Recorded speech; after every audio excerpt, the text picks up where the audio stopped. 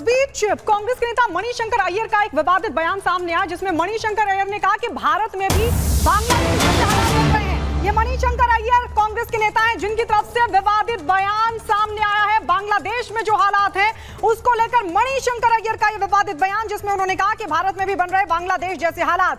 चुनावों की निष्पक्षता को लेकर संदेश, ये कहा मणिशंकर अय्यर ने, और ये भी कहा कि पड़ोसी देश से सीख लेकर हो सावधान। मणिशंकर अय्यर इससे पहले भी विवादित बयान देते रहे हैं और अब बांग्लादेश में जिस तरीके के हालात हैं उसकी तुलना वो भारत के साथ कर रहे हैं। उनका कहना है कि भारत में भी इस तरीके के हालात बन रहे हैं। चुनावों की निष्पक्षता को लेकर संदेश, पड़ोसी देश से सीख लेकर हो सावधान, ये कहना है कांग्रेस के नेता मणिशंकर अय्यर का। मणिशंकर अय्यर इससे पहले भी इस तरह के बयान देते रहे हैं, लेकिन अब बांग्लादेश में जिस तरीके के हालात हैं उसको वो भारत के साथ बांग्लादेश की तुलना कर रहे हैं। और साथ ही उन्होंने ये भी कहा कि भारत में भी इस तरीके के हालात बन रहे हैं।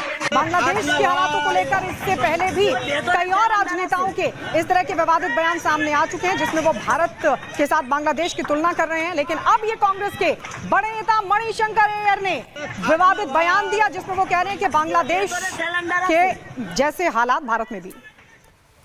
वहाँ की परिस्थिति और हमारी परिस्थिति में काफ़ी एक कंपैरिजन कर सकते हो, इतना ही नहीं। हिंदुस्तान का दिल तोड़कर रख दिया। इंटरनेशनल कुश्ती की मैट पर सक्रिय विनेश फोगाट और उनकी मां का ओलंपिक में मेडल जीतना सपना जो सपना ही रह गया। और लगातार तीसरे ओलंपिक में शिरकत करने के बाद भी विनेश ऐसा नहीं कर सकी, जिससे सिर्फ वो नहीं बल्कि पूरे 140 करोड़ भारतीयों का दिल टूट गया है। Bureau report, Republic Bharat. तो बुधवार का दिन भारतीयों के लिए हार्ट ब्रेक का दिन रहा, और साथ ही साथ आपको यह भी बताते चले कि विनेश फोगाट के परिवार में किस तरह का माहौल है। उनके चाचा महावीर फोगाट क्या कुछ कह रहे हैं, सुनिए जरा।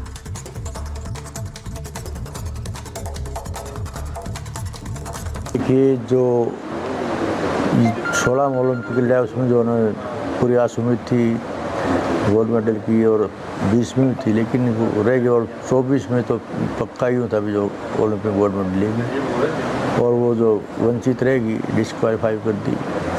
तो स्वाभाविक बात है, जो कोई भी हो तो क्यों उसकी जो आत्मा भराती है महसूस करता है, छोड़ दो इससे ऐसे दुख होता है उसको, भाई जो 3 इवेंट ले लिया उसने ये।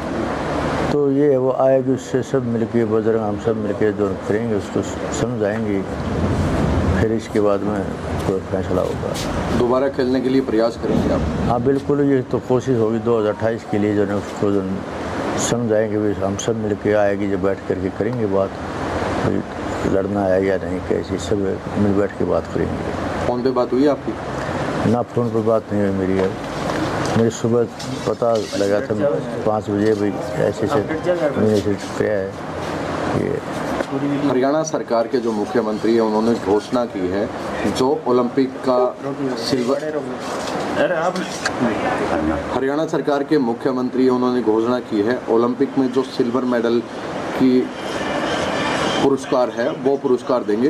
1.5 करोड़ रुपए की घोषणा की है और सरकारी सुविधाएं देने की बात कही है। क्या कहेंगे आप इसको लेकर? देखिए, जो कि बहुत बढ़िया है जो ये शुरुआत की है जो मुख्यमंत्री ने, जो प्लेयर जो सोचा भी, जो मान लिया भी उसका सिल्वर मेडल था, तो बहुत बढ़िया घोषणा है। तो मुख्यमंत्री का जो घोषणा उनको समर्थन करता हूँ? बिल्कुल समर्थन करता हूँ, बहुत बढ़िया कदम है ये। तो और बच्चों को भी कहीं ना कहीं प्रेरणा मिलेगी? बिल्कुल प्रेरणा मिलेगी। जो भविष्य में जो ऐसी घटना घटती है होता है, तो ये पहल किया मुख्यमंत्री ने, धन्यवाद कि इसके जो गेम के प्रति जो इनकी सोच है, जो गेम को आगे बढ़ाना चाहते हैं, जो प्रोत्साहन राशि की जो घोषणा की है, धन्यवाद करता हूँ हरियाणा सरकार को।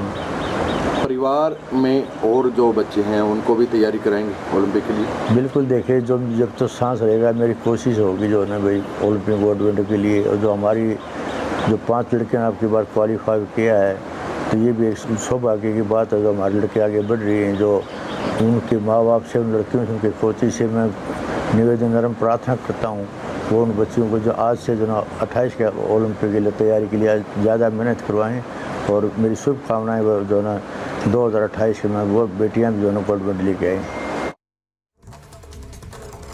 और सीधे ग्राउंड जीरो पर सुमित हमारे साथ जुड़े हुए हैं चरखी दादरी से, उनके पास जाना चाहेंगे। सुमित, देखिए किस तरीके से पूरे देशवासी जो हैं वो निराश हो गए थे कल जब विनेश फोगाट को अयोग्य घोषित कर दिया, लेकिन उससे भी ज्यादा निराशा तब हुई जब विनेश फोगाट ने जो सोशल मीडिया साइट पर अपने रिटायरमेंट के लिए यहां पर कहा, यानी कि अलविदा कुश्ती कहा।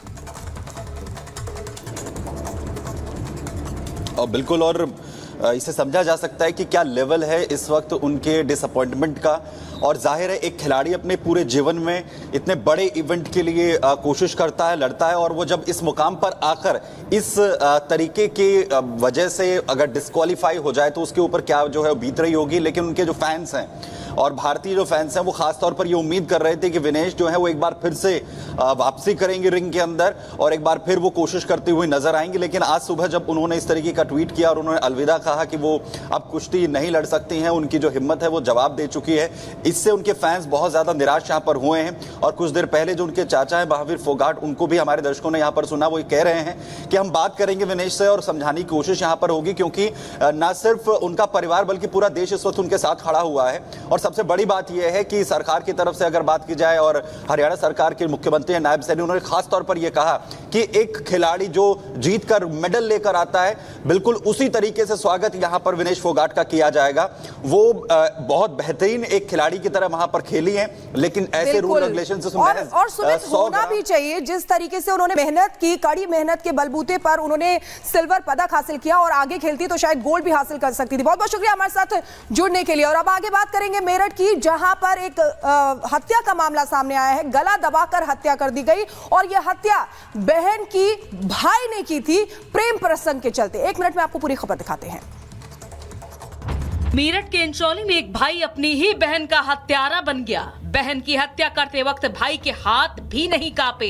बहन का कसूर सिर्फ इतना था कि वो दूसरे धर्म के लड़के के साथ प्यार करती थी और शादी करने की जिद पर अड़ी थी, जिसके बाद भाई हसीन ने पहले बहन की खूब पिटाई की और फिर बीच सड़क गला दबाकर उसकी हत्या कर दी। वीडियो में आप देख सकते हैं कि हसीन अपनी बहन का गला तब तक दबाता रहा जब तक उसकी सांसें नहीं थम गईं। लड़की ने अपने भाई के हाथ भी पकड़े, गला छुड़ाने की पूरी कोशिश भी की, लेकिन हसीन के मजबूत हाथों में उसकी ही बहन की तड़प तड़प कर मौत हो गई। वीडियो में आप देख सकते हैं कि जब हसीन अपनी बहन की हत्या कर रहा था, ना तो उसे कोई बचाने आया और भीड़ तमाशबीन बनी रही। मामले में ये भी सामने आया है कि परिवार ने लड़की को समझाने की भी कोशिश की थी। लड़की को समझाया था कि दोनों के धर्म अलग हैं, शादी नहीं हो सकती, लेकिन बाद में बात नहीं मानने पर भाई ने गुस्से में आकर अपनी ही बहन को मौत के घाट उतार दिया।